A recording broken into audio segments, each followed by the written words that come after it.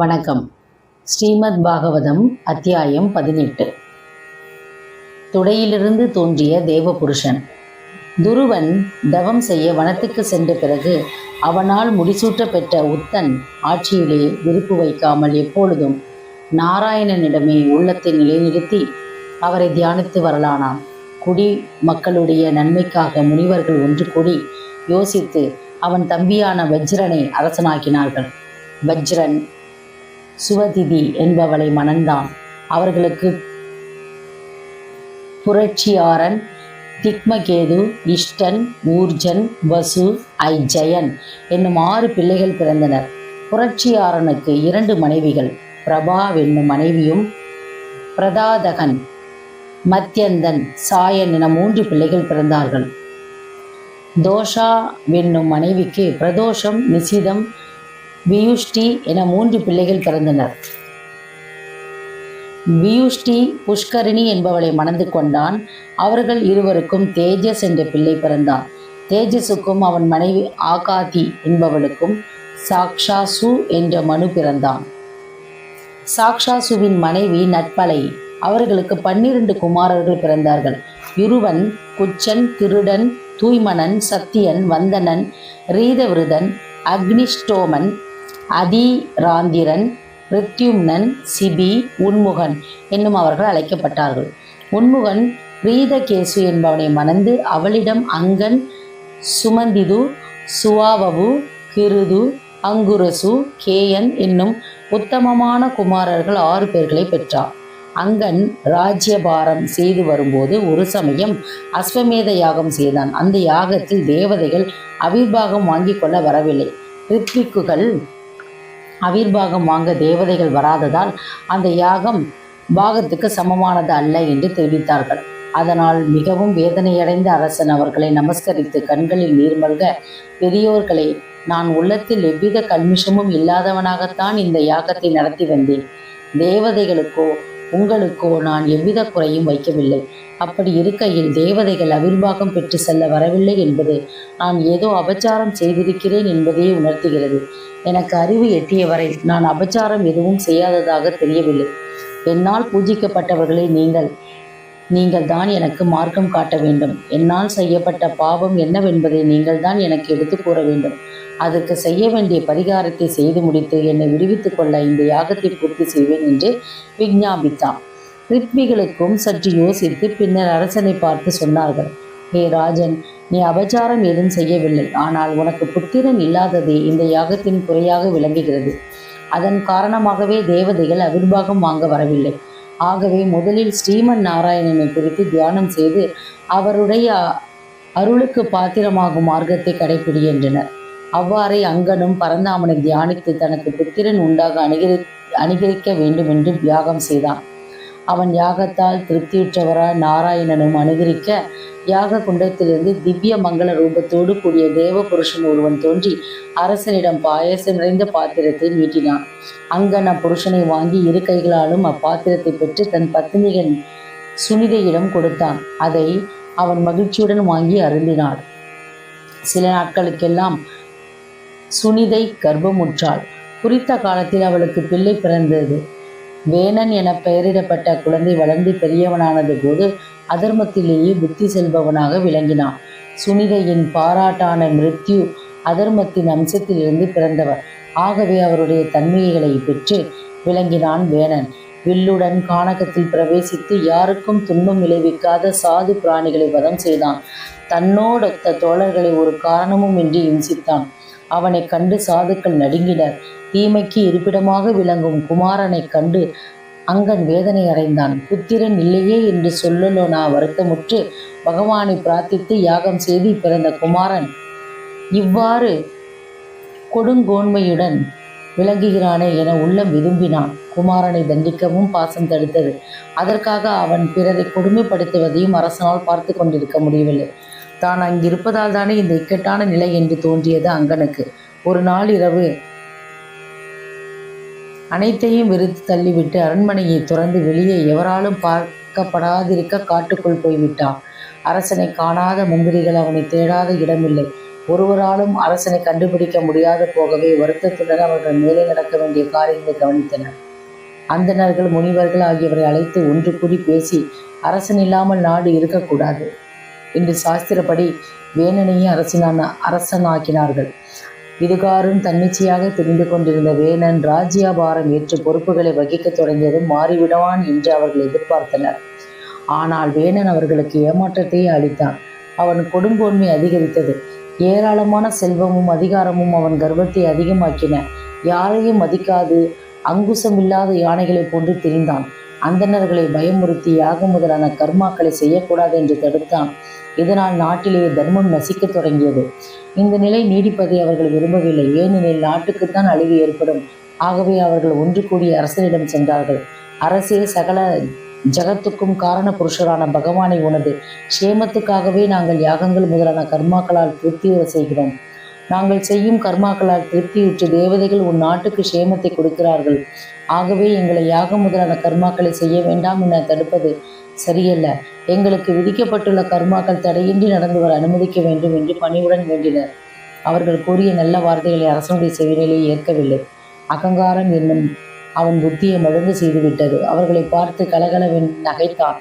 ஹே அந்தணர்களே, தர்மமென்று அதர்மத்தை எனக்கு போதிக்க வருகிறீர்கள். சாஸ்திரம் என்ன சொல்லுகிறது தெரியுமா? நான் சொல்லுகிறேன், கேளுங்கள். குடிமக்களை ரட்சிக்கும் அரசனை தெய்வம் என்று சாஸ்திரம் கூறுவது உங்களுக்கு தெரியாமல் போய்விட்டதே. அரசனுடைய தேகத்தில் சகல தேவதைகளும் இருப்பதாக சாஸ்திரம் பாவிக்கவில்லையா? உங்களை ரட்சிக்கும் தெய்வமாக நான் இருக்கும்போது விஷ்ணு முதலானவர்களை குறித்து யாகங்கள் எதற்காக செய்ய வேண்டும்? அந்தணர்கள் அரசனுடைய யுக்திக்காக விவாதத்தை கேட்டு அவனை பணிந்து சொன்னார்கள். அரசே, குடிமக்களின் நல்வாழ்வு பொறுப்பான அரசன் தெய்வமாக பாவிக்கப்படுகிறான் என்பது சரியே. அதாவது அவன் தெய்வத்தைப் போல மக்களின் நல்வாழ்வுக்காக முயற்சிகளை தோற்றுவித்து அவற்றை பரிபாலித்து மக்களுக்கு கெடுதி செய்பவனவற்றை அழித்து சிருஷ்டி, ஸ்திதி, சம்ஹாரம் எனப்படும் மூவகை பொறுப்புகளை வகிக்கிறான். ஆனால் தெய்வமாக ஆகிவிட முடியாது என்றனர். அவர்கள் கூற்றை வேணன் ஏற்க மறுத்ததோடு அவர்கள் உள்ளத்திலே தன்னிடம் ஏற்பட்டுள்ள துவேஷத்தை போக்கிக் கொள்ள தன்னையே தெய்வமாக கொண்டு யாகம் செய்யுமாறு கூறினான். அதை கேட்ட அந்தணர்கள் கட்டுப்படுத்த முடியாத கோபத்துக்கு ஆளாகி தர்மத்துக்கு விரோதமாக நடந்து கொள்ளும் அரசனால் நாட்டுக்கு நன்மை இல்லை என்பதால் அவன் இறந்து போகட்டும் என சாபம் கொடுத்துவிட்டு திரும்பினர். அந்தணன் சாபம் அந்த க்ஷணமே வேணனை பிடித்தது. அது அவன் பிணமாய் விழுந்தான். சுனிதை தன் குமாரனுக்கு நேர்ந்த துர்திஷ்ட மரணத்தை கண்டு பெரிதும் துக்கித்தாள். குமாரனுடைய உடலை அவள் தகனம் செய்துவிடக்கூடாது, பத்திரமாக காப்பாற்றி வந்தாள். அரசன் இல்லாததால் நாட்டிலே அராஜகம் மேலோங்கியது. துஷ்டர்கள் பெருகினர், சாதுக்கள் ஹிம்சிக்கப்பட்டனர், தர்ம காரியங்கள் எதுவும் நடைபெறாது நின்றுவிட்டன. திருடர்களும் கொலைக்காரர்களுமே அதிகாரிகளாக விளங்கினர். இப்படி இருக்கையில் சரஸ்வதி நதி தீரத்தில் கூடியிருக்கும் பிருகு முதல மகரிஷிகள் நாட்டிலே நிலவி வரும் அஜாகரத்தை கண்டு வேதனைப்பட்டனர். நாட்டுக்கு அரசன் இல்லாதிருப்பது சாஸ்திரத்துக்கும் விரோதம் என்பதை அவர்கள் அறிந்தவர்கள் தானே. அதே சமயம் அங்கனுடைய வம்சம் வேணனுடைய மரணத்தோடு முடிந்து போய் விடுவதையும் அவர்கள் விரும்பவில்லை. சுனிதை அரண்மனையில் வேணனுடைய உடலை பத்திரமாக வைத்திருப்பதையும் அறிந்தார்கள். ஆகவே அரசனுடைய வம்சம் தொடரவும் நாட்டுக்கு அரசன் கிடைக்கவும் ஒரு வழி கையாண்டனர். பிணமாக கிடக்கும் வேணனுடைய துடையை கடைந்தார்கள்.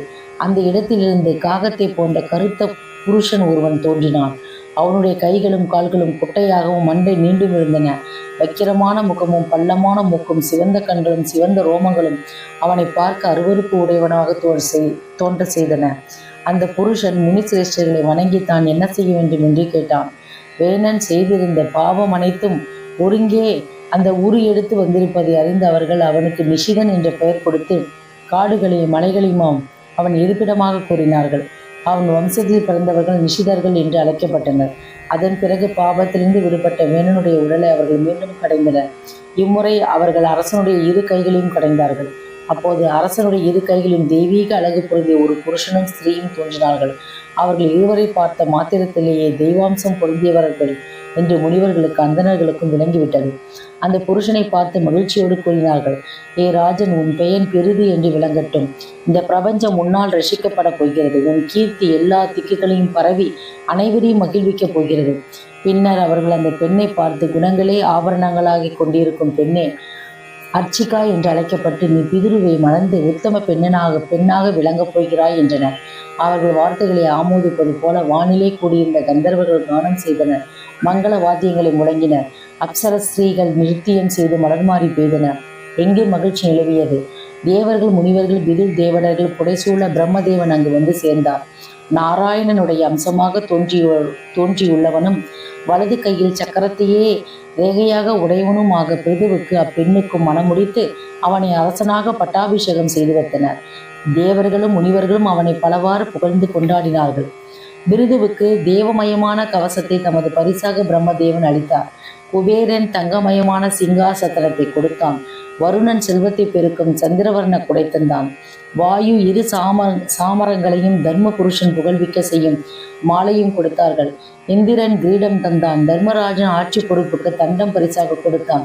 சரஸ்வதி ஆரத்தை அளிக்க உபேந்திர பகவான் சுதர்சனம் எனப்படும் சக்கரத்தில் அம்சமாக ஒரு சக்கரத்தை அவனுக்கு அனுகிரகித்தார்.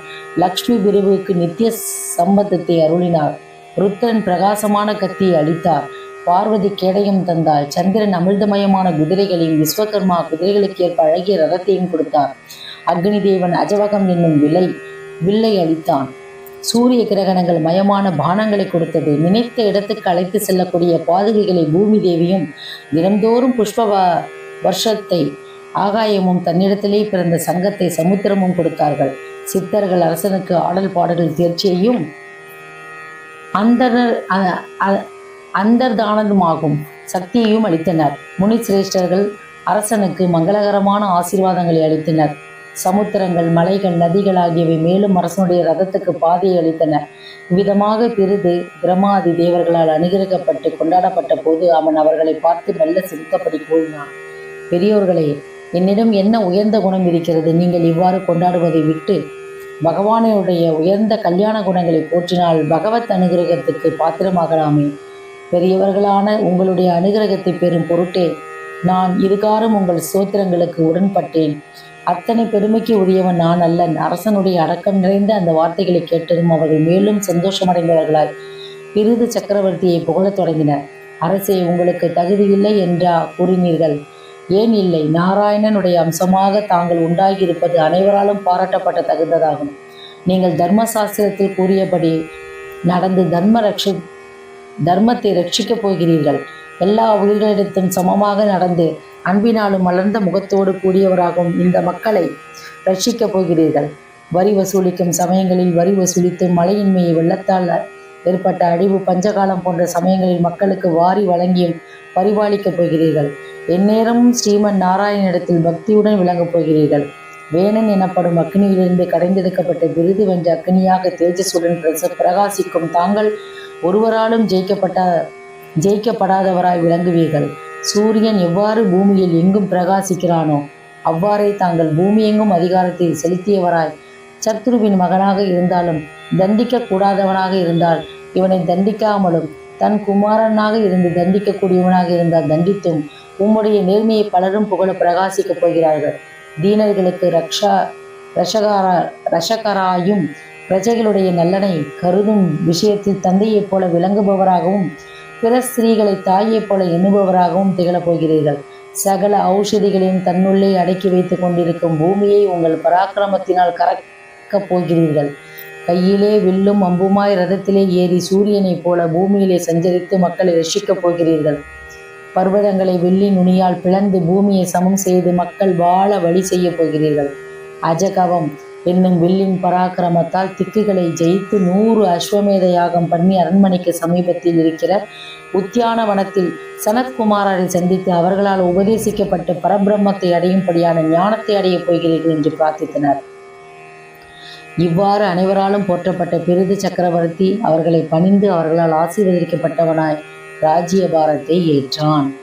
இந்த அத்தியாயம் இத்துடன் முடிவடைகிறது. மீண்டும் அடுத்த அத்தியாயத்தில் சந்திப்போம். நன்றி, வணக்கம்.